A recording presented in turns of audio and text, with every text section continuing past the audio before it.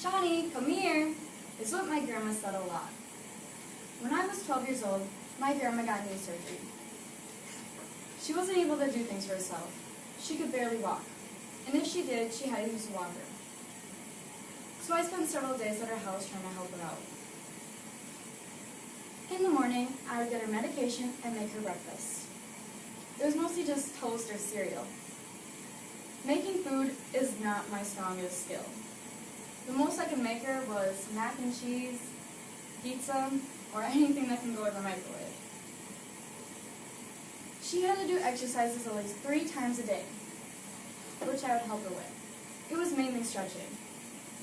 She also had to ice it all the time, so I'd constantly be swapping ice packs from her to the freezer. When she was resting, I tried to clean her house. I would vacuum and sweep the floors, try to pick up things, and do the dishes. She didn't have a dishwasher, so it honestly felt like I was doing dishes all the time. She also lived on a little farm, so I had to go outside and do chores. She had cats and a dog, and then cattle, chickens, and pigs. The first thing I would do is feed the cat and the dog.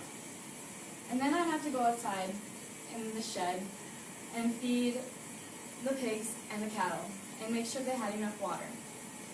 Then I'd have to go in a different shed where all the chickens would be and collect their eggs, which was not my favorite job because I think chickens are scary. After housework and chores, my grandma and I would watch movies and eat popcorn. It was mostly country western theme. That was her favorite. It always seems like we're watching Little House on the Prairie. We loved playing cards. We always see who could cheat the most and not get caught. We play everything from Double Deck to Kitty to little kid games like Crazy 8 and Old Maid. We also would just sit outside and talk about anything and everything. My grandma is employed at the Eden Valley Funeral Home, where she has to clean up after funerals and prepare for the next one. She didn't want to lose her job, so I had to clean it for her. She would sit there and just point and tell me what to do.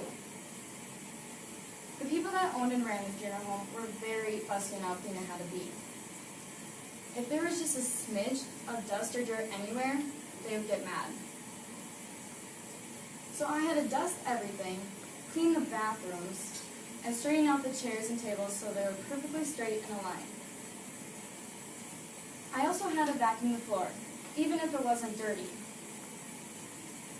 The carpet had a flower pattern on it, so I could barely tell what needed to be vacuumed and what was vacuumed.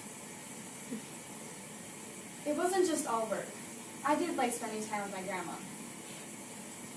Since I was young, it made me feel responsible and grown up. Even though it was probably a lot of pain for her to get that surgery, I'm kind of glad she did, just so we could spend time together.